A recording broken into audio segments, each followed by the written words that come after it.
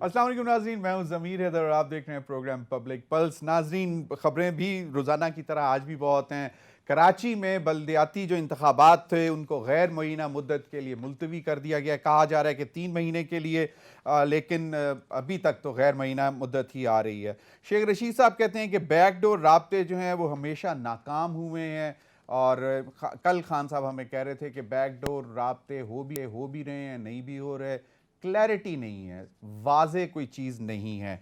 इस पर भी बात करेंगे कि क्या वजह है, क्योंकि शेख रशीद क्यों कह रहे हैं कि बैकडोर राब्ते हमेशा नाकाम हुए हैं। क्योंकि गेट नंबर 4 की गुफ्तगू हम हमेशा शेख रशीद साहब से सुनते थे, वो बहुत सारे पॉलिटिशियंस के हवाले से, बल्कि वो तो अपने आप को भी कभी कभार कह देते थे कि भाई मेरा भी गेट नंबर 4 से बहुत ताल्लुक रहा है।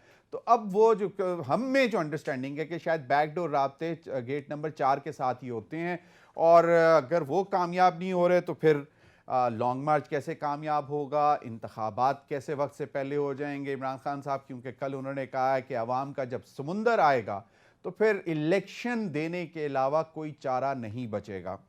और अभी तक तो उन्होंने यही कहा है कि अक्टूबर में ही कॉल दूंगा और अक्टूबर में ही लॉन्ग मार्च होगा या धरना होगा या मुल्क को जैम करेंगे। ये अब उन्होंने अभी तक किसी चीज़ को बताया नहीं है। और कौमी असम्बली में हुकूमती इत्तेहाद 2 सीटों से मुस्तहकम हो गया, 2 सीटें उनकी बढ़ गई। चीफ मिनिस्टर सिंध मुराद शाह साहब जो हैं, वो आज मैं उनको सुन रहा था, वो कह रहे थे कि इमरान खान साहब तो 0/0 रह गए। 2 नशस्तों के ऊपर पाकिस्तान पीपल्स पार्टी से वो हार गए और अपनी 8 में से 2 लूज कर, 2 पे खैर 7 पे इलेक्शन हुआ, शायद 8 पे, हाँ 8 पे इलेक्शन हुआ, जिसमें से वो 2 हार गए और 6 मतलब जीते। तो उन्होंने कहा कि रिजल्ट तो 0/0, क्योंकि वो अपनी ही सीटें 6 वापस लेकर आए हैं। तो इस पर भी बात करेंगे। नाज़रीन, इन मामलात पर बात करने से पहले मैं अपने गेस्ट का तारुफ करवाता चलूँ। मेरे साथ इस्लामाबाद मौजूद हैं चौधरी जाफ़र इकबाल साहब, सीनियर रहनुमा पाकिस्तान मुस्लिम लीग नून, साबिक दौर में MNA भी रहे हैं और लीडरशिप के, PMLN की लीडरशिप के बहुत करीब हैं। पिछले काफ़ी दिनों से गायब थे क्योंकि बहुत ज़्यादा फोकस था इन बाई इलेक्शंस में। उस पर भी जानने की कोशिश करेंगे कि बाई इलेक्शन में 2 सीटें आपने जो जीत ली और फिर जो MPA की 2 हार भी गए, तो वो उस पर भी बात करेंगे। और मुझे ज्वाइन करेंगे नदीम कुरैशी साहब, मेंबर पंजाब असम्बली, रहनुमा तहरीक इंसाफ, उनका वो भी हमें थोड़ी देर में ज्वाइन कर लेंगे। नाज़रीन, लेकिन इससे पहले आज पब्लिक अकाउंट्स कमेटी का इजलास हुआ। नूर आलम खान साहब चेयरमैन पब्लिक अकाउंट्स कमेटी हैं। कल ही उनको फेडरल मिनिस्टर का जो है वो स्टेटस दे दिया गया प्राइम मिनिस्टर की जानिब से, और आज उन्होंने कार मैन्युफैक्चरर्स, जो कि हमारे ऑटोमोबाइल मैन्युफैक्चरर्स हैं, उनकी ऐसी की तैसी फेर दी। बहुत सारी कंप्लेंट्स हैं। मैं अगले दिन देख रहा था कि जो गाड़ी यहाँ पे 17 लाख रुपए में है वो इंडिया में 4 लाख में है। तो चलो हाफ से भी हाफ अगर वहाँ पे है तो कम से कम यहाँ पे उसकी हाफ तो होनी चाहिए। लेकिन वो कहते हैं कि जी ये कागज़ की गाड़ी जो है ये 17 लाख रुपए की है, और इंडिया में, इस पाकिस्तान की, ये सबसे छोटी गाड़ी की मैं बात कर रहा हूँ, और इंडिया में जो ये गाड़ी है वो इससे ज़्यादा मजबूत है, उसमें ज़्यादा एसेसरीज हैं, और वो 4 लाख या 5 लाख के करीब है। लेकिन हमारे यहाँ माशाल्लाह 17 लाख रुपए की है, बल्कि अगर वो मिल जाए। और फिर दूसरी जो बात है कि लोग अगर गाड़ियाँ बुक कर लेते हैं, एडवांस पैसे भी दे देते हैं, तो उनको फिर तारीख पे तारीख मिल रही होती है। बस जी अभी आई गाड़ी आपकी, अभी आई, चाहे वो कोई भी ब्रांड हो, मैं ब्रांड्स का नाम नहीं लेना चाहता।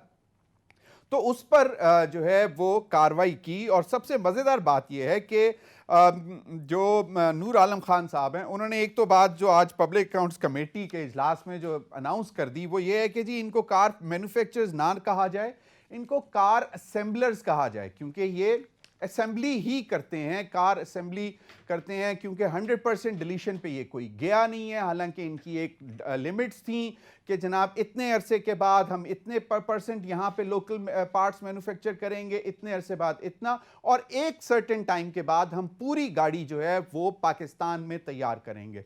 तो उस पर उन्होंने कहा कि जनाब ये मैन्युफैक्चरर्स तो बन नहीं सके, अभी तक ये असेंबलर ही हैं। इस पर जो है उन्होंने सख्त नोटिस लिया, और फिर उन्होंने ये कह दिया कि जी ये जो है जितनी भी कंपनियां हैं, अगर वो 100% एडवांस पैसे ले लेती हैं तो उनको 1 माह में गाड़ी देना जो भी खरीदार है उन पर लाजिम होगा कि 1 माह 30 डेज के विद इन या नॉट मोर देन 30 डेज उनको गाड़ी मिलनी चाहिए। और अगर 20% एडवांस जमा कराया है तो नॉट लेटर देन 60 डेज, और 60 डेज के बाद भी अगर आप गाड़ी नहीं लिखते तो हर 30 दिन बाद काइबर +3, यानी कि आप जितना अमाउंट आपने लिया है उस कार बनाने वाली कंपनी ने, वो उस पर जो उसका खरीदार है वो अगर वो गाड़ी डिलीवर नहीं करते तो उसके ऊपर उनको कार के ऊपर जो है 3+ काइबर जो है वो जमा कराना होगा, यानी कि सारिफ को जो उनका खरीदार होगा उसको देना होगा। सेक्रेटरी सनत व पैदावार थे, उन्होंने कहा जी कि पाकिस्तान में सालाना गाड़ियों की तलब 3.5 लाख है। और फिर एक वाइस प्रेसिडेंट एक ग्रुप के जो कार मैन्युफैक्चरर, उन्होंने कहा जी कि हम तो बहुत नुकसान उठा रहे हैं। वो कंपैरिजन मैं आपको बता चुका हूँ क्या है। लेकिन अब ये बड़ी दिलचस्प सूरत हाल है कि अभी आज पब्लिक अकाउंट्स कमेटी में बताया गया कि कारसाज कंपनियों की जानिब से कस्टम्स की जानिब से 217 अरब रुपए एडवांस वसूली का इंकशाफ हुआ, यानी कि कस्टम जो कि पार्ट्स इंपोर्ट हो रहे होते हैं उनके ऊपर। और फिर मुख्तलिफ कंपनियों के नाम भी हैं, मतलब कार मैन्युफैक्चरर्स कंपनियों ने कस्टमर से 20% से 100% तक जो है कस्टमर्स ने एडवांस पैसे लिए रखे हैं। ये आपको सेक्रेटरी जो सनत व पैदावार, उन्होंने पब्लिक अकाउंट्स कमेटी को ये इस बात का बताया। और वो मैं आपको बता चुका हुआ हूँ कि हर हाल में 60 दिनों में गाड़ी देना है अगर एडवांस है, और अगर 100% है तो 30 डेज़ में। और तो ये 1.9 अरब रुपए जो हैं वो कस्टमर्स को वो अदा कर चुके हैं जहाँ पे वो डिलीवरी नहीं कर सके। ये सेक्रेटरी साहब ने उनको बताया गुज़िश्ता 2 बरसों में जो कार साज कंपनियाँ हैं उन्होंने। तो ये सूरत हाल है। हमारे सीनियर कॉरेस्पॉन्डेंट जमशेद खान हैं, वो पब्लिक अकाउंट्स कमेटी को कवर कर रहे थे।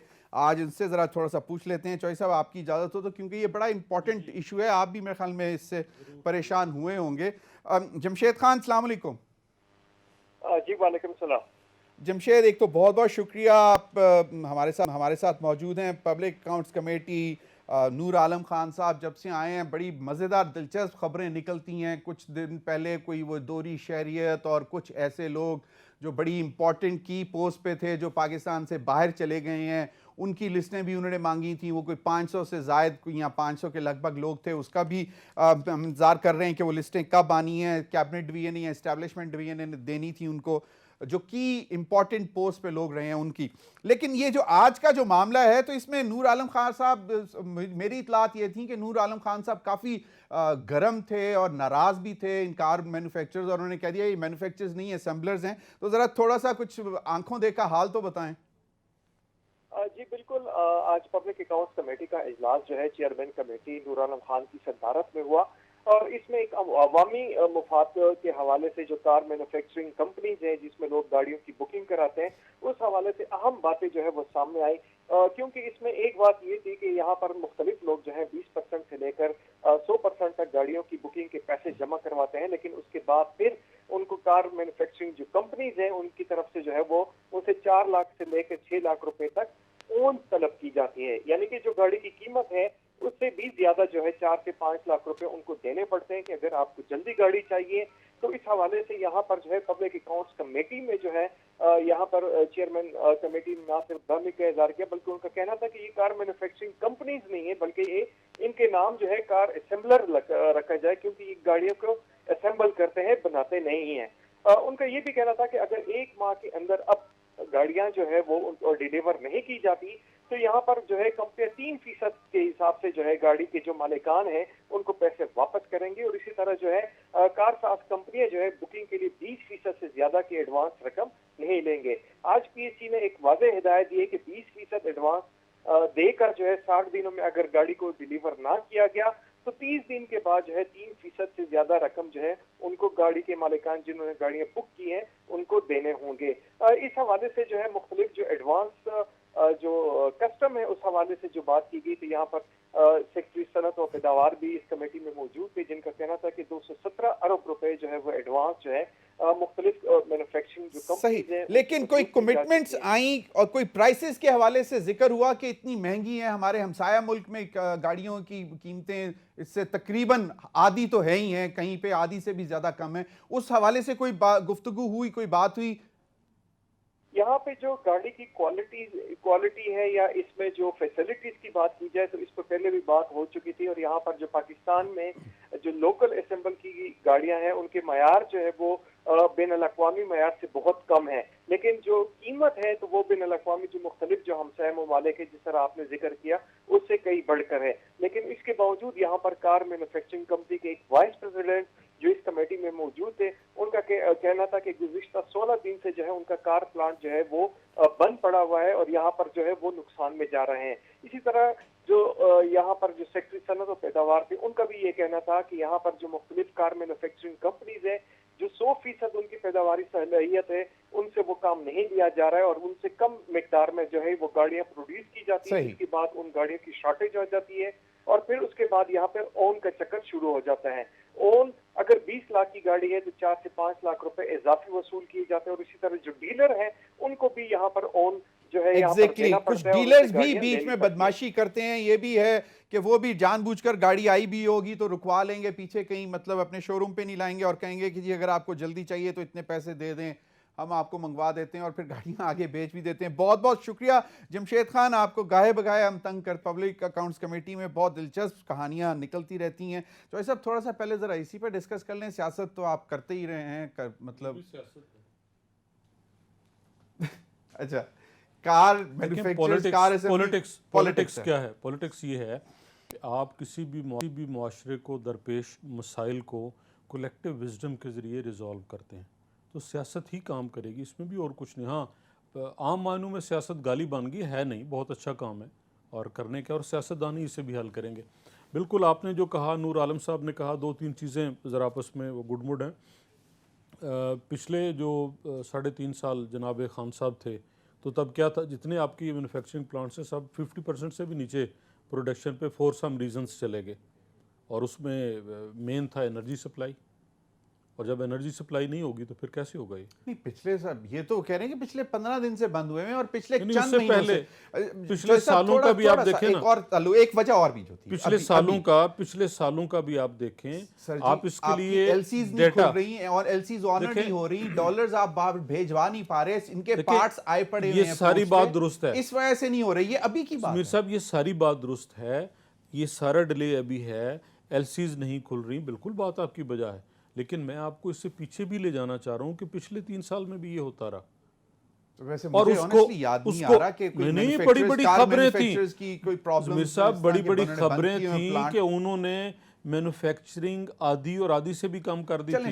इस तरह सर एक बात पे एग्री करते हैं कि ये बात पिछले 4 साल की नहीं, ये बात पिछले 6 महीने की नहीं, लेकिन पाकिस्तानी अवाम जो हम इन गाड़ियों के सार्फिन ये मुस्तकिल एक मसला है, ये जहां तक इसमें मतलब जब तो डिलीशन पॉलिसी आई उस वक्त से लेकर अभी तक ये तो मसला ज़मीर साहब फिक्टिशियस बुकिंग होती है, जो लोग साहिब हैसियत हैं वो इन्वेस्ट करते हैं, वो गाड़ियाँ ज़रूरत नहीं होती बुक करा लेते हैं थ्रू डीलर्स, और फिर आगे जो ओन है वो वहाँ से शुरू होता है, उनको गाड़ी मिल जाती है, फिर वो आगे जो जेन्युइन बायर है उससे ओन लेके बेचते हैं, डीलर और वो इन्वेस्टर ये सारे मिलके। मुमकिन इसमें यकीनन कारखानादार भी शामिल होंगे, डीलर्स भी शामिल होंगे, उन्हें पता है ये गाड़ी कितनी हॉट केक है, उस हिसाब से वो बुकिंग पहले से करवा लेते हैं, और आम आदमी जब कराना चाहते हैं तो उससे वो हर्डल्स और सारी चीज़ें नज़र आती हैं। बिल्कुल ऐसा ही है। और फिर अभी जो आप बता रहे हैं एलसीज ना खुलने से यकीनन उस शॉर्टेज से भी जब मैन्युफैक्चरिंग कम होगी, असेंबलिंग कम होगी, मार्केट में नहीं होंगी, तो ये मसाइल बनेंगे डेफिनेटली, कोई इससे दूसरा नहीं है। आपने कहा था ये सियासी मसला है, सियासी है ना जी, नूर आलम खान साहब मतलब मिनिस्टर फॉर इंडस्ट्रीज जो है वो इंटरेस्ट नहीं लेता इन कार मैन्युफैक्चरर्स को खींचने में, प्राइम मिनिस्टर इंटरेस्ट नहीं लेता कार मैन्युफैक्चरर्स को खींचने में, इस वजह से ये सियासी है। डेफिनेटली ज़मीर साहब, जहाँ भी कोई ऐसी बात आएगी उसमें जो रेगुलेटरी अथॉरिटी है वो कौन है? गवर्नमेंट है ना। सही, तो गवर्नमेंट नहीं करना है तो इसके अलावा तो कोई नहीं है। और अब भी जो इश्यूज आए हैं जो आज कमेटी के अंदर सामने है वो कौन हल करेगा? सेक्रेटरी इंडस्ट्रीज हाजिर थे, वो तो उनको डिफेंड कर रहे थे, वो तो कह रहे थे कि जी बिल्कुल परेशान है, 15 दिन से यूनिट बंद है, सेल कम हुई है, ये एक इशू है ना। हाँ। उन्होंने एक इशू बताया ना कि इस वजह से है, उसको कौन रिजॉल्व करेगा? गवर्नमेंट। तो गवर्नमेंट करेगी इंशाल्लाह, क्यों नहीं करेगी। जो भी चीज़ें सामने आएंगी जिस भी शोबे में, गवर्नमेंट का फ़र्ज़ है उसके ऊपर एक्शन लेना और उनको हल करना। क्वालिटी और प्राइसेस का डिफरेंस इस पे भी बता दें। ये एक लंबा मतलब थीसिस है। पाकिस्तान इंजीनियरिंग काउंसिल या जो भी है हमारा जो मतलब जाके हर ये चीज ये एक लंबी बहस है, कोई दिन इस पे रख लें। यकीनन करें, आप इंडिया से किस किस चीज़ में मुकाबला करेंगे? हर चीज़ में वो आपसे बेहतर है।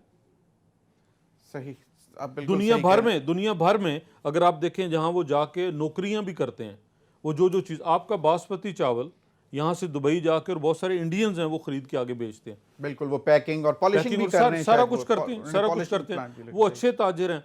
हम खुद, चाहे हम ट्रेडर हैं, मैन्युफैक्चरर हैं, जो कुछ हैं, हम वो शॉर्टकट रास्ते ढूंढते हैं और एंड पे क्या है, पाकिस्तान की बदनामी लेकिन है। आप इस बात पे कन्विंस्ड हैं ना कि ये एग्जैजरेटेड प्राइसेस हैं, ये मतलब कार्स की जो है देखिए, मुझे कोई गिनती हिसाब नहीं है, लेकिन एक आम आदमी की तरह यकीनन बहुत बड़ी कीमतें हैं और इनको हुकूमत को किसी भी तरह एडजस्ट करना चाहिए।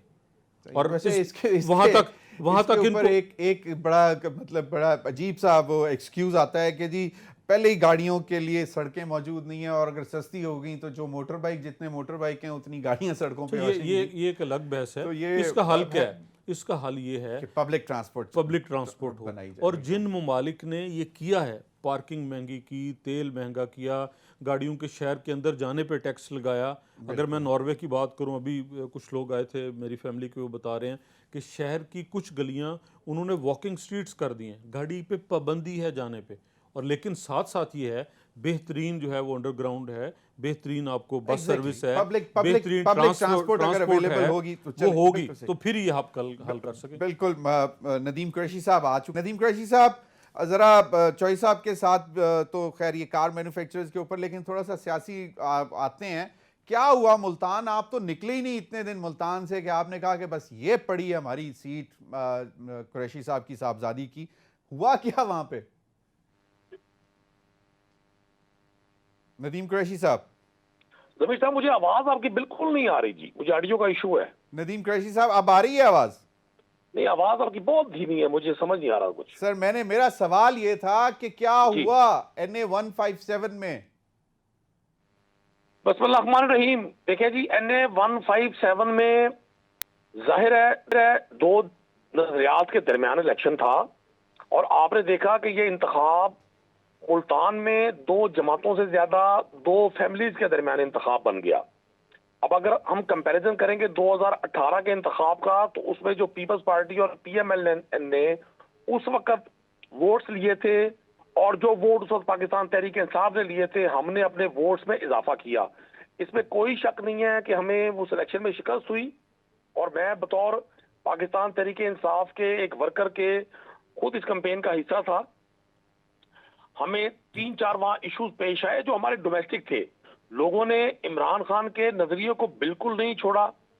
सिर्फ हमारे मुखालफीन ने जो कैंपेन की कि जी खातून कैंडिडेट हैं, ये तो खातून होकर कैसे देहात में काम करेंगी, लोगों के खातून का तो काम ही नहीं है देहात में काम करना, उन्होंने पूरी तरह से कैंपेन की। और फिर पीपल्स पार्टी और PMLN का जो ज्वाइंट वोट था, वो अगरचे 2018 के मुकाबले में को 25 से 30 हजार कम हुआ, लेकिन वो कलेक्टिव वोट जब उनको मिला तो उनके लिए जीत की राह वैसे हमवार हो गई। नदीम कुरैशी साहब, कल ही मैं अली मूसा गिलानी को सुन रहा था एक निजी टीवी पर। वो कह रहे थे कि क्योंकि वो उन्होंने कहा कि हमारी बहन है, लेकिन शाह महमूद कुरैशी साहब, वहां पे कोई कल्चर है जो कि रूरल मुल्तान जहां पे वो हल्के में लगता है, वहां पे उन्होंने कहा कि थोड़ी धी आई है वोट मंगन थे, तुसी इनू नाराज कर सो। तो वो कहते हैं कि जी जहां बेटी चल के चले जाए वहां तो खून माफ हो जाता है। तो इस वजह से अली मूसा गिलानी कहते हैं कि हो सकता है मैं 20-25 हजार लीड ज्यादा ले जाता अगर मेरे सामने शाह महमूद कुरैशी खुद भी होते। देखिए, अभी अली मूसा गिलानी को 2018 में जैन कुरैशी साहब ने शिकस्त दी। ये सियासत में वक्त आते रहते हैं। अभी फिर जनरल इलेक्शन सर पे खड़ा हुआ है। चंद दिनों में, चंद माह में जनरल इलेक्शन होगा, दूध का दूध पानी का पानी हो जाएगा। सही। और मैं एक और चीज पर बड़ा हैरान हूं जमीर साहब, एज ए पॉलिटिकल वर्कर, कि ये पाकिस्तान की ज़िमनी इलेक्शन में पहला नतीजा था NA 157 का, जो 8:39 पे कलेक्टिवली सुना दिया गया। अच्छा। बाकी तमाम नताइज, मतलब जिस हल्के में, कराची के हल्के में जहाँ 26,000 वोट मिला जीतने वाले कैंडिडेट को, वो नतीजा रात के 1 बजे आया और मुल्तान का ये नतीजा 8:39 पे कंपाइल भी हो गया।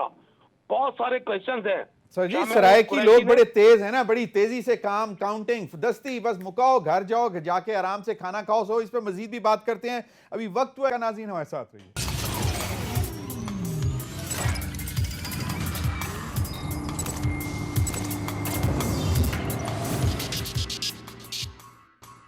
वेलकम बैक नाज़रीन। चौधरी जाफर इकबाल साहब, एक तो थोड़ा सा अपना तजिया दे दें। ये जो कल परसों बाई इलेक्शंस हुए हैं, इमरान खान साहब की पार्टी तो बहुत खुश है कि जी, पीपल्स पार्टी अलहदा खुश है कि जी हम तो 2 सीटों पे लड़े थे और दोनों पे हमने इमरान खान साहब को शिकस्त दे दी।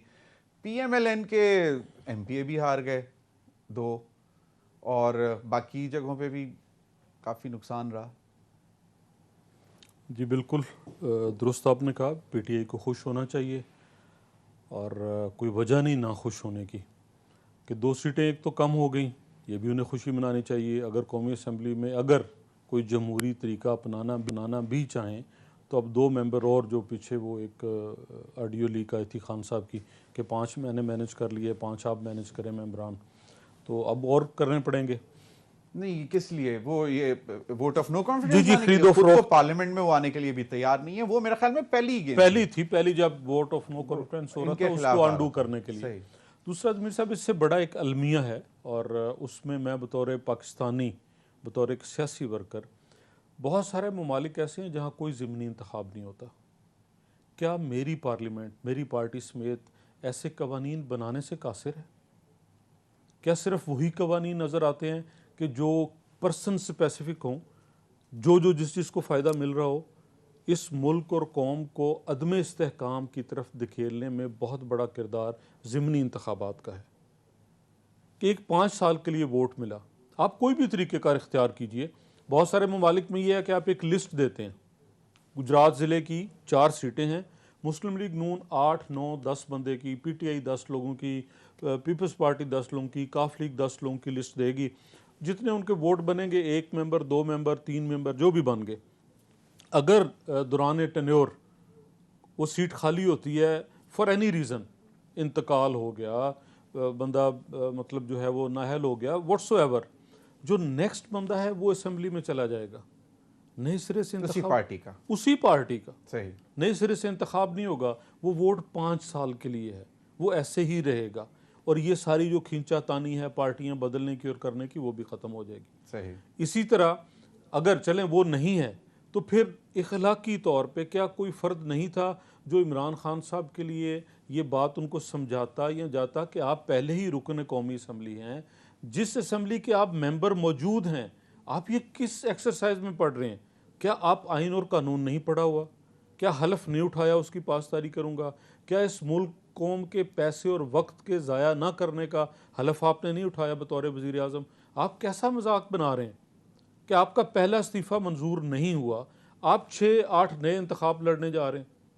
तो अब ये टेक्निकली 7 सीटों पे हैं और अब अगर इस्तीफा देते हैं तो 7 सीटों नहीं, का इस्तीफा देखिए, इस्तीफा नहीं देते, 7 सीटें तो कौमी असेंबली की या किसी भी एक फोरम की कोई रख नहीं सकता। सही है, वोट देने वालों को सलाम, उन्हें कैंडिडेट मानने वालों को सलाम, इस पाकिस्तान को तबाही और अदम इस्तेहकाम की तरफ धकेलने वालों को सलाम कि खान अकेला ही काफ़ी है। भाई उनसे ये तो पूछो कि सीटें जीत लोगे, उसके बाद क्या 6 या 8 सीटों पे एक आदमी नुमाइंदगी कर सकता है? कोई कानून कायदा इजाज़त देता है? नहीं कर सकता। क्या होगा? 1 सीट रखेंगे, बाकी खाली, फिर ज़िमनी इलेक्शन होगा। क्या कोई दरख्वास्त गुजार ऐसा जाता और कोई इदारा, मतलब सरकार का पैसा, टैक्सपेयर का पैसा उस पे लग रहा है? आपका और मेरा, सरकार का नहीं, आपका और मेरा, आपका और मेरा, ये बहुत सारी, डेफिनेटली सरकार की आमदन मेरे और आपके टैक्स है ना। चलें, वो तो ये सारी बड़ी इंटेलेक्चुअल डिबेट है एंड आई थिंक ये पार्लियामेंट में होनी चाहिए ना, यहाँ होगी तो आगे चलेगी। अब इमरान खान साहब कौन सी सीट रखेंगे, कौन सी छोड़ेंगे, उन पे दोबारा इलेक्शन होगा, क्या दोबारा इलेक्शन का खर्चा PTI देगी? आम इंतखाबात की तैयारी देखिए, वो तो है ना, वो तो हैं ख्वाहिशें, हजारों ख्वाहिशें ऐसी कि हर ख्वाहिश पे दम निकले, ये तो उनका कहना है ना। वो तो कहते हैं मैं बस आ रहा हूँ, आवाम का समुंदर लेके आ रहा हूँ और इलेक्शन लेके जाऊंगा। जमीर साहब, 2 सीटें कम हो गई कौमी अक्सरियत में, कौमी असम्बली में पहले से कम, अगर वहाँ जाएं भी तो अवाम का समंदर लाने से तो इंतखाबात नहीं होंगे ना। इंतखाबात तो वक्त पे होंगे और मौजूदा वज़ीर आज़म और गवर्नमेंट अनाउंस करेगी। इमरान खान साहब के पास ये ऑप्शन था, अदम एतमाद आने से पहले सही, बिल्कुल इस्तेमाल नहीं किया। सही, ठीक। अभी एक और है जिसमें आर्मी चीफ के तकर्री का है और सदर साहब भी गैर आइनी गुफ्तगू फरमाते हुए कि जी उनका इसमें भी मुआखजा किया मुशावरत जाए। जी करना चाहिए ना, सही। कि जी मुशावरत की जाए। अभी इन विच कैपेसिटी, क्यों, ठीक है, सही कहाँ है। लिखा है वो तो और प्रेरोगेटिव कैसे है होगी, प्राइम मिनिस्टर का। प्राइम मिनिस्टर का और एक प्राइम मिनिस्टर अपॉइंटमेंट है वो का, करेंगे। ठीक है। तो ये इमरान खान साहब और इस तब्दीली का जितना प्रोजेक्ट है उनका एक ही मकसद है, इस मुल्क को अदम इस्तेहकाम की तरफ धकेलना। नदीम कुरैशी साहब, क्यों अदम इस्तेहकाम लेके आ रहे हैं? माशी मसाइल पहले ही हैं बहुत ज़्यादा, मुल्क बंद करेंगे, इस्लामाबाद पर चढ़ाई करेंगे, सारे रास्ते बंद कर देंगे, चौक कर देंगे, और फिर वो कहते हैं कि जी तूफान आएगा, समुंदर आएगा आवाम का, और फिर वो इलेक्शन लेकर जाएंगे। देखिए, अखलाकी तौर पे तो जमीर साहब 17 जुलाई के बाई इलेक्शन में जिस तरह से पंजाब हुकूमत, फेडरल हुकूमत होने के बावजूद लोगों ने इस पीडीएम इत्तेहाद को, इस 13 जमाती इत्तेहाद को और सियासत के और जमहूरियत के बड़े नाम नहाद चैंपियंस को रिजेक्ट किया था, और 17 के बाद अब जो 16 अक्टूबर को हुआ, मुझे बड़ी हैरानी है कि जाफर इकबाल साहब इस सारी बात को गोल कर गए कि पीएमएल कहाँ है सारे इस इंतखाबी मार्के में, कहीं भी नहीं है। तो होना तो ये चाहिए था कि इसके फौरन बाद ये पीडीएम गवर्नमेंट रिजाइन करती है अपने ओहदों से और ये कहते जी हमें पाकिस्तान की अवाम ने कराची से पेशावर तक मुस्तरद कर दिया, हम अखलाकी तौर पे काबिल नहीं है कि लोग हम पर भरोसा करें। हम चूंकि महंगाई के खिलाफ कैंपेन करके एक साजिश के जरिए लोगों के जमीर खरीद के हमने ये गवर्नमेंट बनाई थी, जिन असेंबलीज को हम जाली असेंबलीज कहते थे, हम उन असेंबलीज का हिस्सा बने लोगों के जमीर खरीद के। लोगों ने हमें रिजेक्ट कर दिया, हम महंगाई कंट्रोल नहीं कर सके।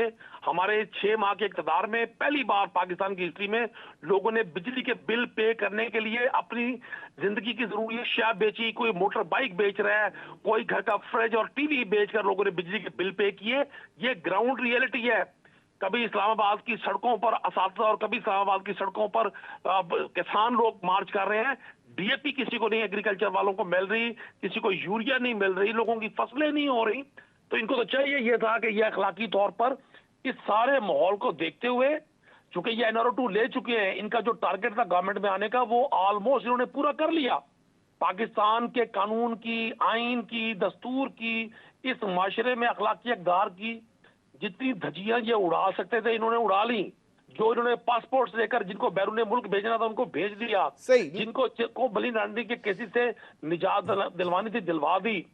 तो अब तो इनका हक ये बनता था कि इस 13 जमाती इत्तेहाद को बिलखुसूस पीएमएलएन को, चलें, जिनको पंजाब के लोगों ने बिल्कुल यकसर मुस्तरद कर दिया। एक सीट शरकपुर की एक सीट, वो भी 1800-1900 के वोटों से जिसका फर्क है। नदीम कुरैशी साहब, चलें वो पूछ लेता हूं मैं इनसे, वो मैं बिल्कुल पूछ लेता हूं। नदीम कुरैशी साहब, चीफ मिनिस्टर सिंध कहते हैं कि इमरान खान साहब तो 0/0 रहे। वो कहते हैं कि उनकी तो मतलब अपनी सीटें थी जिसमें से 2 कम हो गई, यानी कि 6 पे आ गए नेशनल असेंबली में।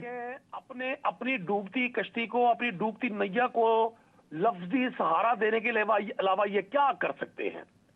मैं समझता हूं कराची की जिस सीट पर पीपल्स पार्टी जीती है, आप वहां अपने रिपोर्टर से पूछें वहां क्या हुआ। 12 बजे के करीब लोगों पे तशद्दुद करके हमारे एमपीए पे, हमारे वहां वर्कर्स पर, चूंकि सिंध की गवर्नमेंट इनके पास थी, इनको पता था, और ये ऑलमोस्ट 50% से ज्यादा वोट इंटीरियर सिंध का वहां दर्ज करवाया गया, बलोच गोट्स का इलाकों का। ये कराची की पीपल्स पार्टी तो कहती है हमने तो चेयरमैन और वाइस चेयरमैन दोनों को हरा दिया, यानी कि बिल्कुल वो इसी खुशफहमी में रहे, उनकी ये खुशफहमी बहुत अच्छी है। चलें चौधरी साहब, बिल्कुल सही। मैं वो जो आपने सवाल उठाया है नदीम कुरैशी साहब, वो मैं चौधरी साहब की तरफ जाता हूं क्योंकि फिर मुझे ब्रेक की तरफ जाना है। चौधरी साहब, पीएमएलएन की लेके गई बिचों, नदीम कुरैशी साहब भी पूछ रहे हैं कि क्या? मैंने बताया आपको, बिल्कुल आगाज में बताया कि कौमी असम्बली में वज़ीर आज़म शहबाज शरीफ मुस्तहकम हुए हैं। इमरान खान के 2 वोट का देखिए, इंतखाबात से असर क्या पड़ता है? कोई भी काम, पीएमएलएन का गुजारिश सुन लें ज़मीर साहब, गुजारिश सुन लें कि इस कमरे में अगर आप एयर कंडीशन चलाते हैं, उसका अल्टीमेट रिजल्ट आपने टेम्परेचर पे लेना है ना, क्या पड़ा है। अगर वो चलता रहे और इसके टेम्परेचर पे कोई फ़र्क ना पड़े तो आपके वो सारा पैसा, मेहनत किस काम गई? इमरान खान साहब की इस एक्सरसाइज से कौमी असम्बली के अंदर शहबाज शरीफ की वजारत उज़्मा पे ये असर हुआ कि 2 वोट और शामिल हो गए, मज़ीद मुस्तहकम हुई। ये रिज़ल्ट है इलेक्शन का। अब आ जाइए कि जी हम फैसलाबाद हारे, ननकाना हारे, बिल्कुल हम 2018 में भी ये सीटें हारे और अब भी। अब मैं इनकी तरह की वो चर्ब जुबानी नहीं करूंगा। पंजाब में किसकी हुकूमत है? ठीक है, इनकी है। इनकी है। सिंध का सारा गिन लिया, इन्होंने वहां क्या किया है सारे कहीं। देखें सियासत, नताइज, सियासत ये है कि इमरान खान साहब इन सीटों पे गए अकेला लड़ने, सिर्फ इस मुल्क को अदम इस्तेहकाम की तरफ वो आपने धकेलने बात के कर लिए। दी, बिल्कुल सिंपल। सही। दो सीटें कम हुई, उनका बेनिफिशियरी कौन है? गवर्नमेंट, हुकूमती ठीक है। इत्तेहाद। मुझे So, एक हम 5,50,000 फायदे में हैं। रफ प्लस माइनस 5,50,000 पीटीआई को इन बाई इलेक्शन में 2.5 लाख भी लोग अगर आ जाते हैं, निकल आते हैं सड़कों पे, तो लाख 2.5 लाख बड़ा दुनिया होती है जी। 2.25 लाख आ जाए, 2 लाख आ जाए, फिर साहब देखिए, बंदा अगर 50,000 नहीं संभाला जाता। ऐसे ही इस ये पर भी जरा एक्सरसाइज बात करते हैं। ये एक्सरसाइज पहले कर चुके हैं, दोबारा भी कर, उसका रिजल्ट जीरो होगा। चलें, लेकिन इस दफा वो कहते हैं तो एक आवाम का समंदर आएगा, इस पर बात करते हैं। वक्त हुआ एक ब्रेक का। नाज़रीन हमारे साथ रहिए।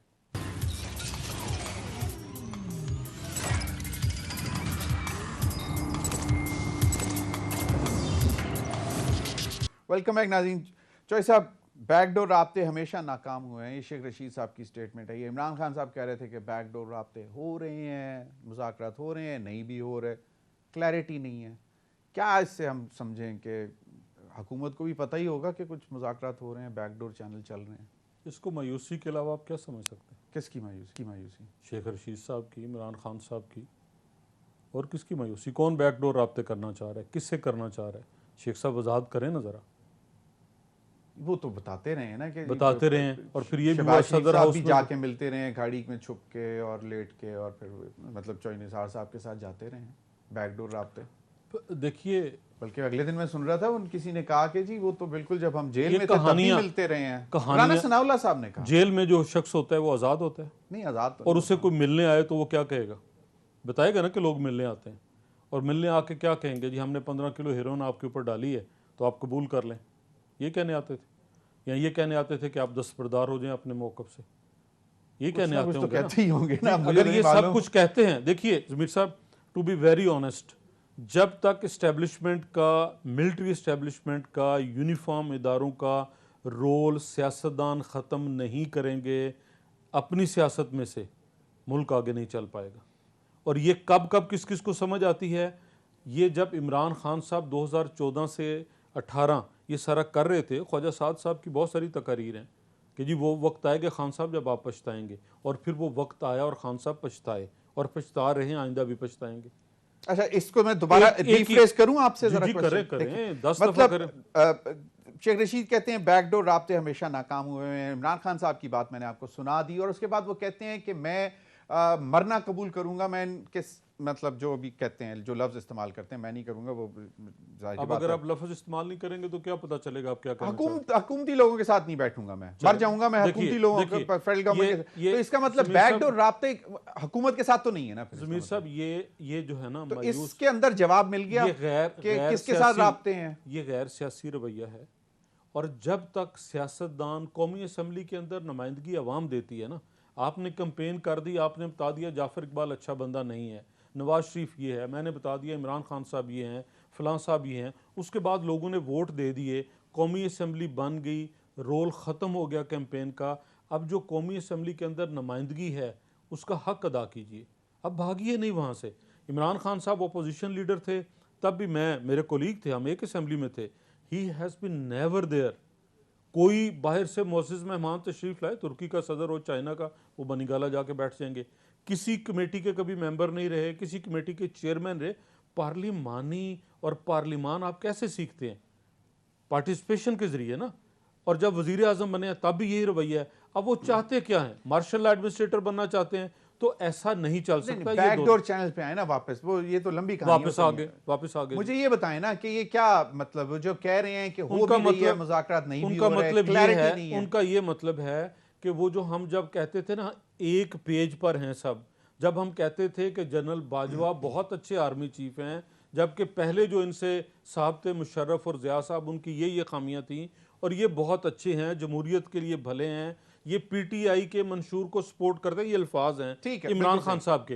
अगर मैं उन चीज़ों को देखूं और आज के बयान देखूं तो वो ये कह रहे हैं कि वो बकौल परवेज लाई साहब के जो इनको पैम्पर किया करते थे अब वो पैम्पर नहीं कर रहे, वो जो अब्बा हाथ पकड़ के चलाते थे अब वो नहीं चला रहे। अब ये वो बैकडोर राब्ते उनके हैं जो नाकाम हैं, किसी सिरे नहीं आ रहे। उसका वो मौका भी दे रहे थे ना, वो कह रहे थे कि मैं एक दफा फिर, कल उन्होंने कहा कि मैं एक दफा फिर मौका देता हूं कुछ दिनों का, क्योंकि मैंने अक्टूबर में ये सब कुछ करना ही है। मौका किसको देते हैं? आपको ही दे रहे हैं ना। वो कह रहे हैं कि हुकूमत खुद अनाउंस कर नहीं, दे। हमने तो बताया ना इलेक्शन, जी, हमने तो और फिर बताया वो ये भी है। कहते हैं कि इलेक्शन देखिए- इसलिए अनाउंस नहीं देखिए, होंगे सर- क्योंकि मियां नवाज शरीफ और जरदारी की टांगें कांप रही हैं मेरे मुकाबले में आते हुए इलेक्शन। चलें, ये उनके सियासी स्टंट है ना। 4 हुकूमतें हैं इमरान खान साहब के पास, सही, वहां कुछ करने के लिए वो तैयार नहीं है। ठीक है, मैं जरा कोई काम करने के लिए तैयार नहीं है। वो सिर्फ मुल्क के अंदर इंतशार चाहते हैं, अदम इस्तेहकाम चाहते हैं। नदीम कुरैशी साहब शेख रशीद साहब कहते हैं बैकडोर राब्ते हमेशा नाकाम हुए हैं। इमरान खान साहब ने पहले कहा कि जी बैकडोर राब्ते हैं, फिर उन्होंने कहा मुज़ाकरात हो भी रहे हैं, नहीं भी हो रहे। वो कल आप सुन चुके हैं जो उन्होंने बात की। अब मुझे ये बताएं कि क्या अब हम समझ लें कि अब ख़त्म हो गई कहानियाँ, अब वो किसी ट्रक की बत्ती के पीछे पाकिस्तान तहरीक इंसाफ नहीं लगेगी, और जो डिसाइड कर लिया है आखिरी मौका दे रहे हैं हुकूमत को कि इलेक्शन अनाउंस कर दे, नहीं करती तो वो एक आवाम का समुंदर लाएंगे और इलेक्शन लेकर जाएंगे, यही फाइनल है अब, और ये अक्टूबर में ही है? जमीर साहब, हम सब की तरजीह पाकिस्तान होना चाहिए। सही है। यहाँ आज जो हुक्मरान है वो दुनिया के हर वसाइल से माला माल है। इस वक्त इंसान की कोई एवरेज उम्र कोई 700, 800, 600 साल नहीं है। इस दौर में 60, 70, 80 साल के बाद आदमी के पल्ले कुछ नहीं रहता। अब भी वक्त है कि इस कौम को इस कौम की राय के मुताबिक फैसले किए जाए। अभी जाफर इकबाल साहब ने फरमाया कि जी 4 सूबों में हुकूमतें हैं इमरान खान साहब की, ये इन्होंने कुछ नहीं किया, हमने कुछ नहीं किया, ये अवाम ने हमें खामखा वोट दे दिए हैं। मतलब आपने बड़ा कुछ किया। आप तो कहते थे भाई वोट को इज्जत दो। अब जब जो वोट कास्ट हुआ है 17 अक्टूबर को आपकी गवर्नमेंट के मौजूदगी में, मैं आपको बता सकता हूं कितनी 100 नौकरियां दी गई NA 157 में। मेरे पास फिगर्स हैं कितने पैसे खर्च हुए। 1 अरब से ज्यादा NA 157 में खर्च किया है अली मूसा गिलानी ने। जो जिससे भी लिया, जहां से भी आया, 2-2, 5-5 लाख रुपए ऐसे बांटे हैं जैसे 5,000 रुपए बांटा जाता है। तब इनको एक सीट मिली है वहां से, और ये कहते हैं पाकिस्तान तहरीक इंसाफ ने कुछ नहीं किया। तो फिर ये अवाम क्यों साथ है? अगर अवाम का साथ होना गलत है तो फिर आप ये क्यों कहते हैं कि अवाम बेहतरीन मुंसिफ है? मैं आपको एक अर्ज कर दूं, हमारी आज भी ख्वाहिश है, ये पॉलिटिकल इंस्टेबिलिटी पाकिस्तान के हक में नहीं है। ये अशराफिया के चंद खानदानों के हक में तो होगी, उन लोगों के हक में तो होगी जिन्होंने अपने अदवार में केसी शुरू किए और किस्मत ने उन्हें एक कंटेनर पे खड़ा कर दिया, किस्मत ने उन्हें कश्ती का सवार बना दिया। और देखिए अल्लाह की शान, अल्लाह अल हक है कि किस तरह 13 जमातों को एक फर्द वाहिद ने कराची से पिशावर तक शिकस्त फाश दी है। इनके तकब्बुर से भरे हुए सर, पाकिस्तान में 2 ही खबरें लोगों को मिलती हैं रोज, इमरान खान पे फला मुकदमा दर्ज हो गया और हुक्मरान जमात के फला फर्द का ये मुकदमा खत्म हो गया। तीसरी खबर कोई नहीं है। तीसरा बम गिरता है रोज महंगाई का। और अगर बैकडोर राब्ते कामयाब हो जाते हैं, नदीम कुरैशी साहब, अगर बैकडोर राब्ते कामयाब हो जाते हैं तो फिर लॉन्ग मार्च नहीं होगा? देखिए मुझे नहीं मालूम, मैं उस कैडर में नहीं हूं कि मुझे किसी बैकडोर या फ्रंट डोर किसी राब्ते का इल्म हो। मैं तो आम आदमी का नुमाइंदा हूं। मैंने तो लोगों की आंखों में जो जज्बा, लोगों की आंखों में जो उम्मीद इमरान खान के लिए देखी है। सही, और पंजाब असेंबली पावर कॉरिडोर है। आज भी आप इकबाल साहब मेरी बात नहीं मानेंगे, मैं इनसे मतलब हर तरह इनका एहतराम करता हूं। वल्लाह ये लोगों के दिलों से उतर गए हैं। ये नहीं होगा। अब ये डंडे से, धौंस से, पंचों से लोगों को नंगा करने से, लोगों पे तशद्दुद करने से लोगों के साथ नहीं आए। करना चाहते हैं जाफर इकबाल साहब, लास्ट 40 सेकंड सर। जी, ये कह रहे हैं कि अवाम फैसला करें, तो अवाम ने कह दिया कि जो 18 में आपको 8 सीटें मिली थी वो अब 6 कर दी हैं। अवाम ने 2 सीटें छीनी हैं, तो मान लें शिकस्त। कौन हारा है? यही हारे हैं ना। लेकिन कह रहे हैं ये अवाम हमारे साथ है, इसलिए 2 सीटें आपकी कम हो गई। आप लोग क्या आप काम नहीं कर सके? खान साहब आवाम का समुंदर ले आए तो मामला ठीक, मतलब वो अपनी मर्जी से नहीं ला सकते, नहीं ला सकते, कतई नहीं होगा, कतई नहीं ला सकते, होगा ही नहीं। ला ही नहीं सकते, बत्ती के पीछे लगने ला ही नहीं सकते। पिछले दिनों एक मीटिंग की, कहा जी हर जिले से 6-6 हज़ार अफराद की फहरिस्तें दें, फहरिस्तें तैयार होंगी, बनेगी और फिर बात होगी। वो तो कहते हैं तैयारी है, बस कुछ एक थोड़ी सी तैयारी है तो तशरीफ आए ना, आए फिर। तसादुम नहीं, तसादुम नहीं, हम उनको जगह देंगे जमहूरी तरीके के मुताबिक, जहां वो अपना प्रोसेशन करें, अपना एहतजाज करें, दैट्स इट। और अगर उससे बियॉन्ड जाएंगे, इमलाक को नुकसान पहुंचाएंगे, अमन व अमान के लिए खतरा बनेंगे, तो 25 फिर मई को बहुत फिर अगली हुकूमत सीन्स देखने को मिले थे, मतलब बहुत दिल खराब हुआ था 25 इसलिए मई कि को। जो इनके बाबर अवान साहब ने, शिबली फराज साहब ने वादा किया था सेनेटर साहिबान ने जिली इंतजामिया से कि हम वहाँ परेड ग्राउंड में रहेंगे, यहाँ परेड बिल्कुल। ग्राउंड नहीं, ये यहाँ पे श्रीनगर हाईवे श्रीनगर हाईवे पे पे। कि वहाँ पे रहेंगे, तो खान साहब जोश में आ गए कि हम आगे बढ़ेंगे, हम दरख्तों को आग लोग पहले लगाएंगे। ही आगे आए हुए थे वो। तो खैर, लोगों चलें। को नहीं आना चाहिए था खैर ना। इस पर तो बात अब बहस चलती रहेगी। लोगों खान को साहब नहीं आना कब चाहिए था। आएंगे नहीं आएंगे, या फिर वो जब कहते हैं कि मुझे किसी ट्रक की बत्ती के पीछे लगा दिया जाता था, अब वो कहते हैं मैं नहीं लगूंगा। इस पर चलें, बहुत बहुत शुक्रिया नदीम कुरैशी साहब, चौधरी जाफर इकबाल साहब। नाज़रीन अब तक के लिए इतना ही, इजाजत दीजिए, अल्लाह हाफिज।